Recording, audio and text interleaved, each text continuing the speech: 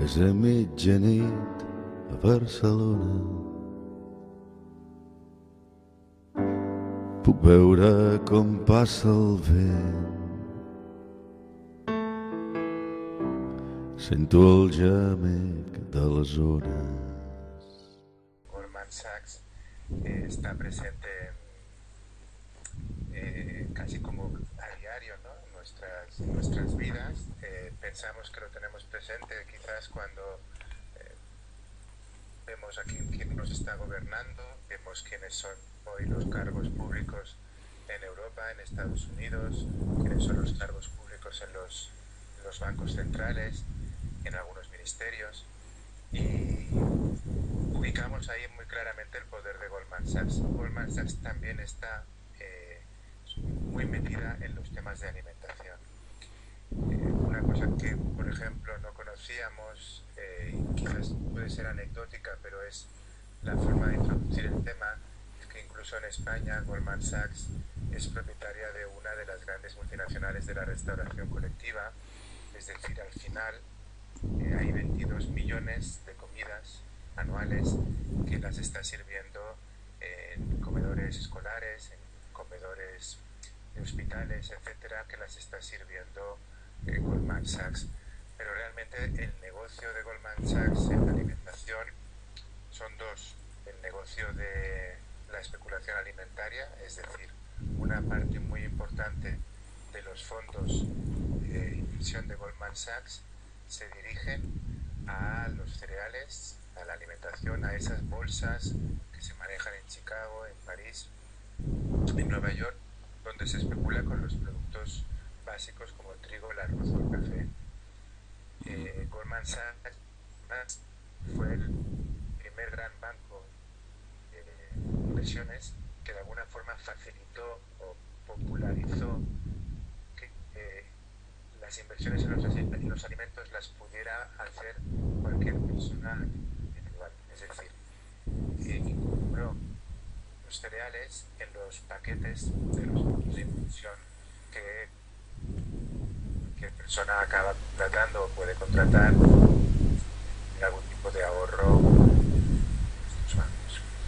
Eso llevó a no solo el dinero de los propios bancos de inversión o de los clásicos compradores que los alimentos, sino que mucho dinero de muchas cuentas corrientes se redirigiera hacia los alimentos. Hoy sabemos que todo este dinero robado en el vecino, trigo, el arroz o el café, sabemos que es responsable de precios que desde el 2008 se hace con algunos picos, con alguna volatilidad, pero está provocando hambre, en realidad está provocando el hambre del siglo XXI. El hambre, las personas que hoy están pasando a parte de esa terrible lista de gente que comer, es gente que vivía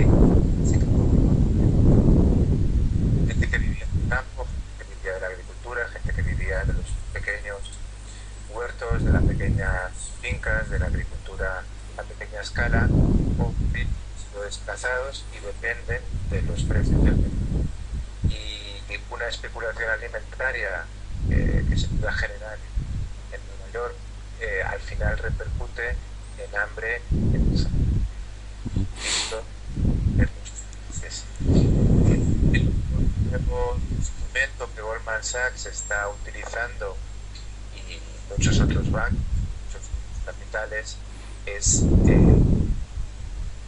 utilizando, decía, para sus beneficios económicos, es la compra de la tierra fértil de los países más pobres.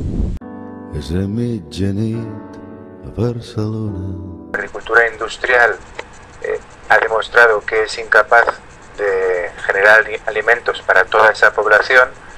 Llegamos a la conclusión que disponer de tierra fértil es a corto y largo plazo una opción muy rentable. A corto plazo, porque esas tierras se pueden dedicar a todos los productos de agroexportación, a soja, cereales, etcétera, o bien dedicar, como ya ocurre, a la producción de agrocombustibles.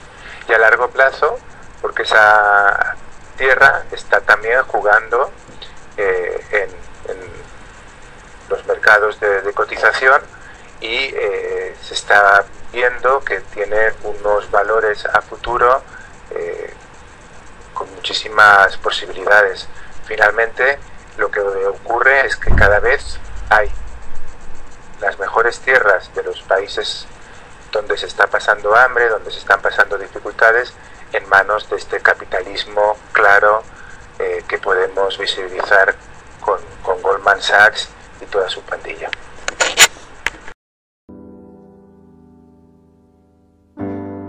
Aquí ocurre una cuestión, es que para nosotros, las personas que vivimos en Cataluña, en el Estado español, la subida de precios de los alimentos, finalmente, con este modelo de civilización, de sociedad que tenemos, no acaba siendo realmente muy relevante para nuestro día a día o para nuestro bolsillo, o menos de lo que debería de ser. Aplicamos aproximadamente, como media, evidentemente habrá diferentes situaciones, un 15% de nuestros ingresos a la compra de alimentos.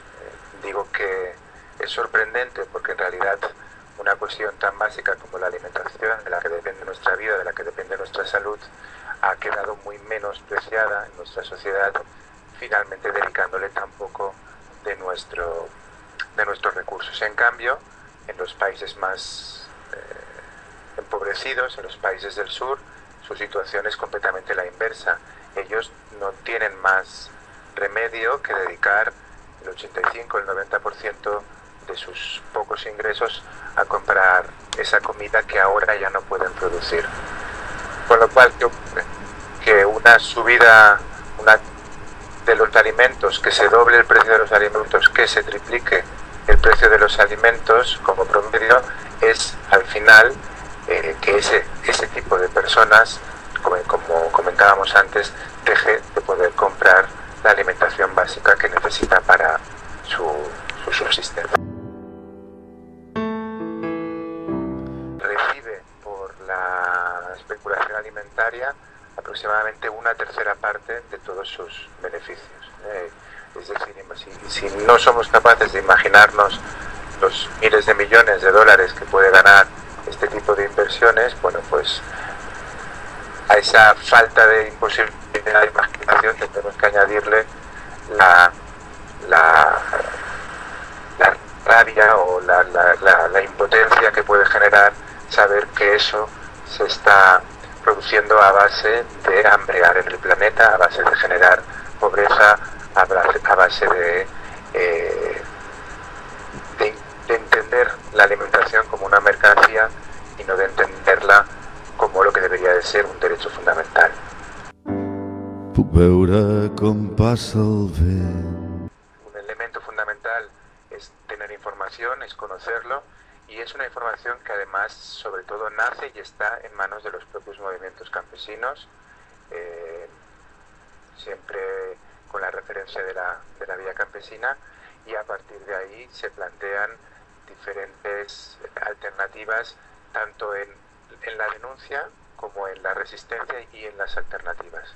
Precisamente esta semana se conmemorará durante toda la semana la Semana de la Lucha Campesina a propósito del 17 de abril, y ahí vamos a ver, por un lado, cómo las denuncias de los movimientos campesinos se van a centrar en el tema que explicábamos de especulación con la tierra, de acaparamiento de las mejores tierras en manos de estos fondos de inversión, en manos de este capitalismo. A partir de ahí, junto a esa denuncia, también la consecuente obligación de pedir a los estados que este tipo de fórmulas no se puedan dar, que se prohíban o que se tomen las medidas correspondientes. Pero mientras tanto, está claro que hay una propuesta, que hay una alternativa, que es la soberanía alimentaria, donde recuperamos el propósito básico de la tierra. La tierra no es para producir agrocombustibles, la tierra no es para especular, la tierra no es para agroexportar, la tierra no tiene que ser al final un elemento más en este modelo de sociedad capitalista, sino que la tierra tiene que recuperar su función primordial en manos de los pequeños campesinos y las pequeñas campesinas en la producción de alimentos. Espero que truqui a la porta. De crecimiento infinito se está encontrando con los límites físicos del planeta. Se está encontrando con el límite físico clásico del planeta, energético, de tierras, etcétera, pero también se está encontrando con otro límite, y es que igual que se agota la tierra, igual que se puede agotar el agua, igual que se puede agotar el oxígeno, se está agotando la paciencia de la ciudadanía, y eso está cada día también más claro. La conjugación de esos agotamientos nos va a llevar a un nuevo ciclo, y esa es la perspectiva que creo que tenemos que ponernos por delante. No preguntarnos, o no solo preguntarnos para cuándo, porque el cuándo sabemos que va a llegar, sino empezar a interrogarnos e interpelando de cuáles van a ser las alternativas, cuáles van a ser las propuestas. Y ahora es el momento de presentar el abanico mayor, más amplio, para que tengamos miles de posibilidades de elección, porque son miles las fórmulas de vivir fuera de un modelo capitalista.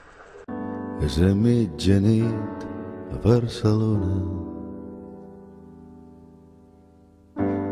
Puc veure com passa el vent. Sento el gemec de la zona.